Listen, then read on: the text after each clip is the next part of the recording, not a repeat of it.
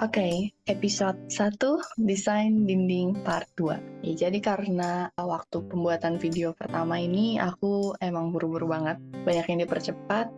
Jadi aku mau bikin part yang lebih lengkapnya dan lebih tertata. Oke, di samping ini itu ada desain yang bisa kita pilih. Untuk sekarang aku mau menjelaskan tentang wall tools. Nah, wall tools ini di sini ada pengaturannya di atas, default settingnya bisa kita lihat, dan kita bisa klik di sini ataupun klik di keyboard Ctrl T untuk membuka settingan secara lebih lengkap. Nah, yang pertama ini ada top link, berarti dinding tersebut terhubung dengan story yang pertama yang ini. Tapi kalau misalnya nggak mau terhubung dengan story manapun, bisa not link supaya ketinggiannya bisa kita setting di 150 misalnya.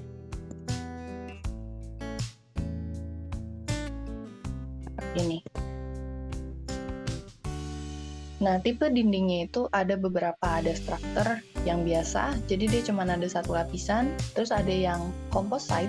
Yang composite ini ada lapisan-lapisannya yang kita bisa customize sendiri, atau complex profile kita bikin lebih rumit di bentuk dari dindingnya. Kita akan bandingin perbedaannya.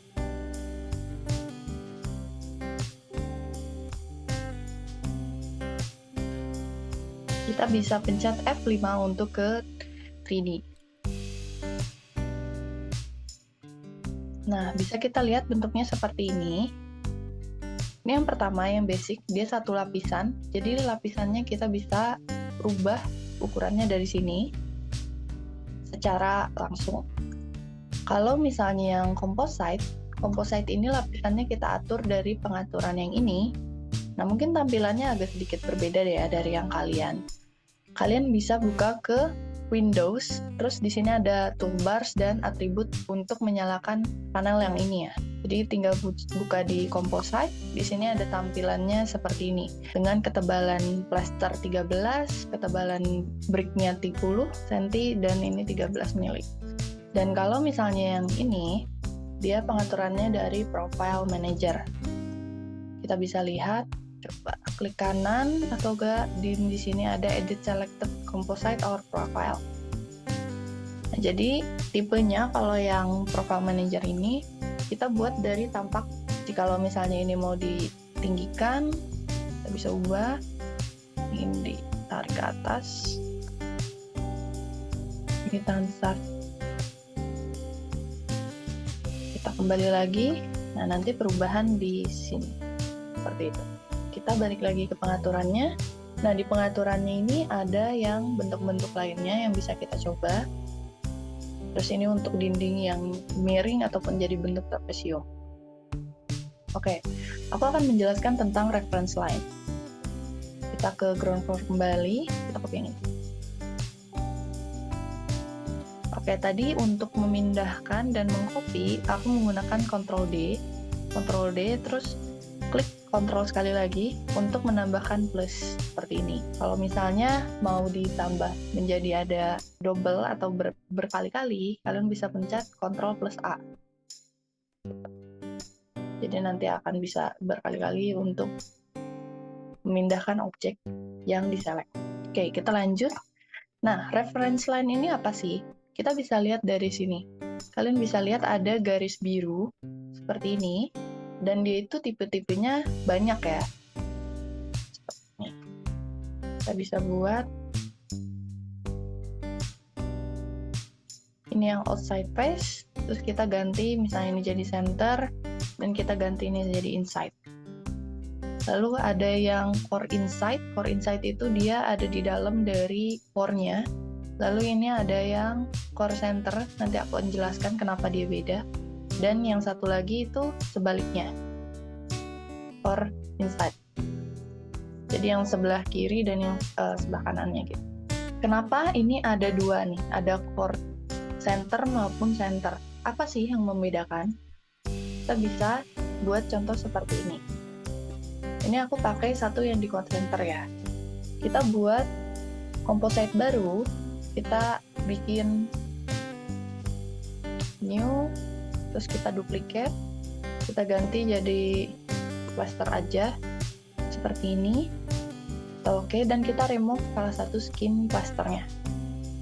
Kita oke, yang kita select, dinding yang kita select menjadi yang brick single plaster. Oh, ini udah ada ya, seperti ini. Kalian lihat nggak bedanya gimana? Jadi kalau misalnya kita pilih yang center, dia akan geser di membagi dua dinding ini sampai plasternya ya. Tapi kalau misalnya core center, dia itu akan menselect tengah-tengah dari si dinding batanya aja tanpa plasternya gitu. Selanjutnya aku mau jelasin tentang array ya. Ini mirip-mirip sama yang tadi, kayak pindah-pindah control deck atau move. Nah, array itu bisa kita gunakan untuk multiply lebih banyak dan lebih tertata. Kita bisa pencet Ctrl U. Nah, di sini ada pilihannya, drag, rotate, elevate, dan matrix. Yang paling sering aku pakai antara tiga ini ya, drag, rotate, sama elevate.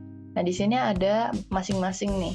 Bisa kalian coba. Yang pertama itu ada increase and spread. Jadi, kalau ini kita select dulu jaraknya, mau segimana, misalnya segini. Lalu kita beri jumlah, kita menjauhkan si kursor untuk mendapatkan jumlah yang kita inginkan. Seperti itu. Lalu ada juga yang dia increment. Increment ini kita udah tahu jumlah kopiannya berapa, nanti jaraknya yang kita tentuin. 6 kopi gitu. Kita klik dan dia akan memberikan jarak antara objek pertama ke objek yang keduanya. Bisa kita seperti ini. Lalu yang selanjutnya itu ada spread. Spread itu kita yang tahu jaraknya gitu. Kita mau ngasih jaraknya dari sini. Seperti ini.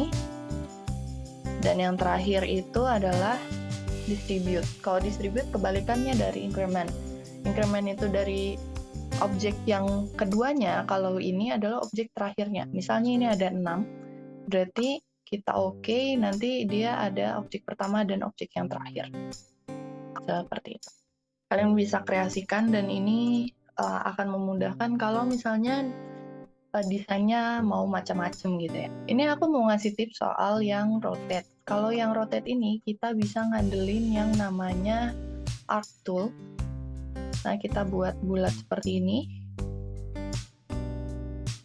Kita letakkan dindingnya dekat sini dan kita Ctrl U, kita ke rotate. Jadi di sini ada speak arc before input, terus kita rotate to the path. Ini akan membedakan tampilan dari dinding atau objek yang kita mau rotate. Kita pilih arc-nya dulu, terus kita select dan kita putar. Seperti ini. Kalau misalnya kalian nggak rotate to arc, rotate to the path,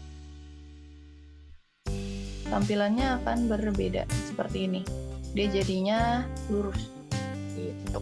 Oke, kalau kalian lihat di sini, fill atau arsiran dari dindingnya itu mengikuti dari kemiringan si dinding ya, atau walls-nya. Kita bisa ganti supaya tampilannya dia menyesuaikan dari dindingnya tersebut dengan cara kita bisa klik di sini ada building material. Di building material ini dia akan menselect elemen yang sesuai dengan objeknya dan kita select di sini ada structure and appearance. Ini kita ke elemen origin. Jadi berubah. Bisa kalian lihat dia ikut kemiringannya seperti ini. Nah, gimana sih kalau misalnya kalian mau ganti fill-nya, nggak mau pakai seperti ini gitu. Kalian bisa ke fill yang sebelahnya, ini yang building material dan ini yang fills. Nah, di sini kalian select yang elemen dari aluminium gitu misalnya.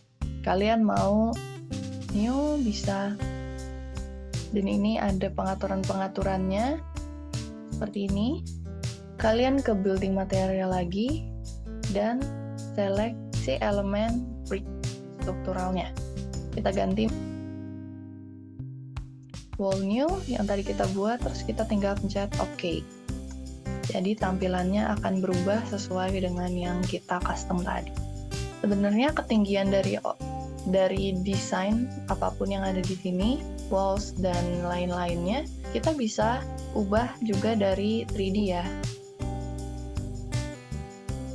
Caranya gimana? Bisa klik dari pojok-pojokan seperti ini, dia akan ada yang stretch length-nya, ada yang stretch height, dan ada yang modify angle. Jadi kalau yang angle, kita ngerubah kemiringan dari dindingnya, kalau yang ini merubah ketinggiannya, dan ini memperpanjang dari dindingnya. Kalau misalnya kita klik di tempat yang lain, tampilannya pun akan berbeda. Kalau misalnya titik-titik yang kita klik itu akan mempengaruhi tampilan dari palet yang muncul di sini. Oke, sekian untuk episode kali ini. Semoga ini bisa melengkapi dari episode sebelumnya atau part yang sebelumnya. Dan semoga ini bisa membantu kalian untuk mempelajari Arsikat lebih baik. Makasih udah nungguin videonya, and see you in the next video.